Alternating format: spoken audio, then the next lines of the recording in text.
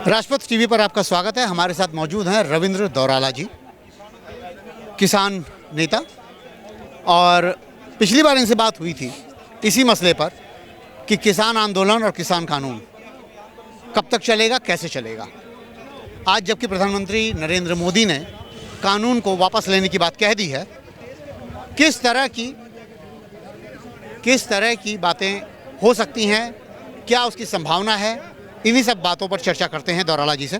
दौराला जी, कितना भरोसा है नरेंद्र मोदी की इन बातों पर और कैसा लग रहा है आप लोगों को? ये कोई चुनावी तो बात नहीं थी।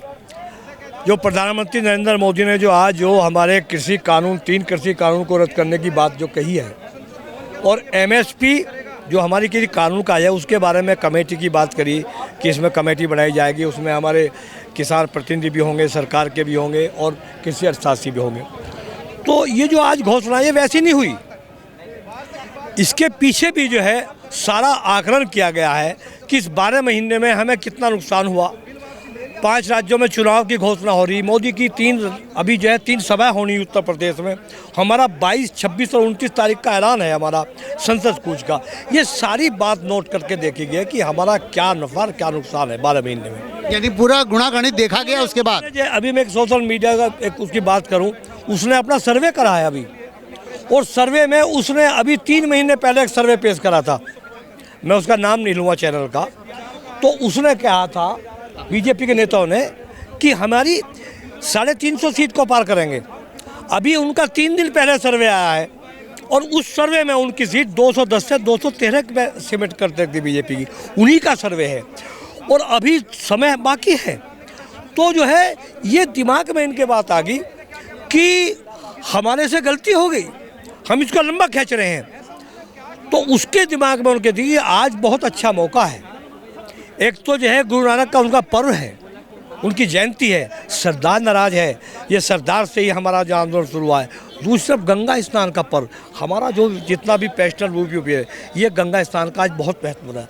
आज हमारे आपको कम कार्यकर्ता दिखाई दे रहे हैं, हमारा 80% कार्यकर्ता आज गंगा स्नान पर है, वहाँ पर डुबकी ले रहा। अब वो डुबकी, वो खुशी में उनकी जो है डुबकी जो है बदल गई कि वो अब उनका, और वो एक एक पल बराबर फ़ोन कर रहा है।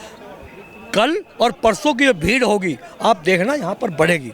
बड़ा सवाल ये है, अब बात ये आ गई कि अगली रणनीति क्या होगी।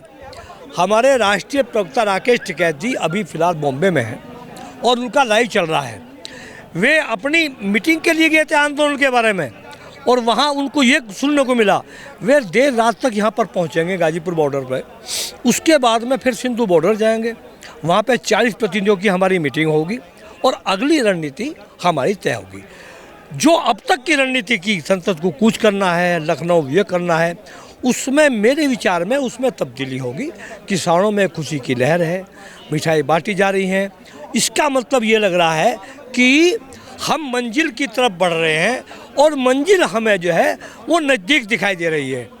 थोड़ी कुछ बातें अभी और रह रही हैं, जैसे जब पिछली वार्ता हुई थी तो उसमें बिजली का कानून का था, सरकार ने कहा था इस समय अध्यादेश को वापस ले लेंगे। एक ये पत्ती प्रणाली का था, एग्रीकल्चर लैंड को इसे वापस कर रहे, उन पर सहमति होगी थी। और ये जो किसानों पे हैं, इस दौरान में किसानों पर मुकदमे कायम हुए थे।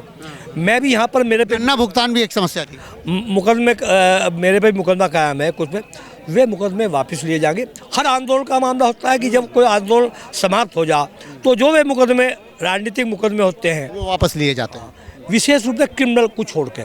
जैसे सिद्धू का मुकदमा है, ये और है, जिन लोगों ने वैसे खुरापात करे हैं, वे इस आंदोलन से हमारे साथ संबंध नहीं है। कुछ लोगों ने जिन्होंने गड़बड़ करी है वे लोग अलग हैं।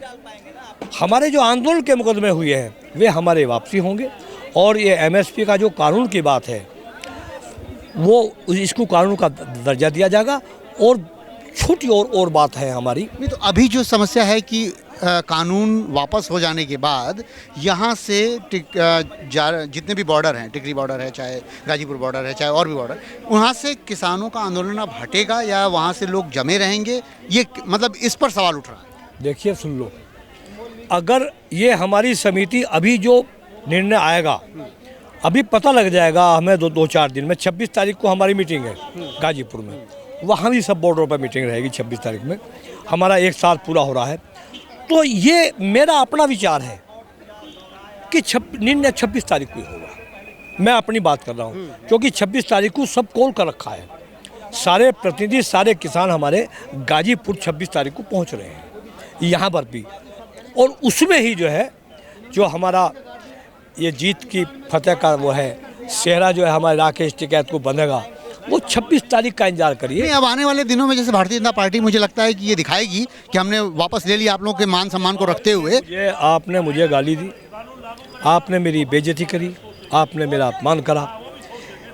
आप मुझे माफ़ कर देंगे, मेरा भाई है, मेरा दोस्त है, मेरा पड़ोसी है, लेकिन मैंने एक महसूस करा इस बात में कि अगर मैंने आपके तमाचा मारा, गाली दे दी, और आप कुछ दिन के पश्चात में मेरे से हाथ जोड़ने के लिए वोट मांगने जिस दिन आए और मैंने हाथ जोड़े कि भाई साहब मैं क्षमा चाहूँगा, आप मुझे माफ़ नहीं करेंगे। वोट अलग मामला, पर्सनल मामला अलग है।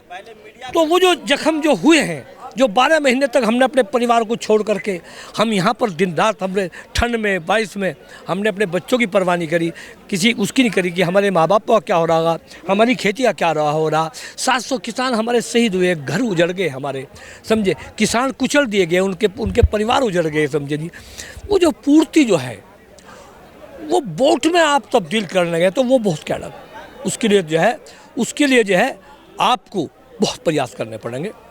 लोगों के, किसानों के दिलों को जीतना होगा, राकेश टिकैत को जीतना होगा। मतलब अंदर दर्द महसूस हो रहा है और उसको अभी महसूस किया जा रहा है। हाँ, अभी जो है खुशी, वो ऐसी खुशी है जैसे कि आप किसी की अरेस्टी में चले जाओ और पता लगा कि यहाँ पर अरेस्टी में हमारे यहाँ ज़्यादातर जो है आलू पूरी लड्डू बनते हैं।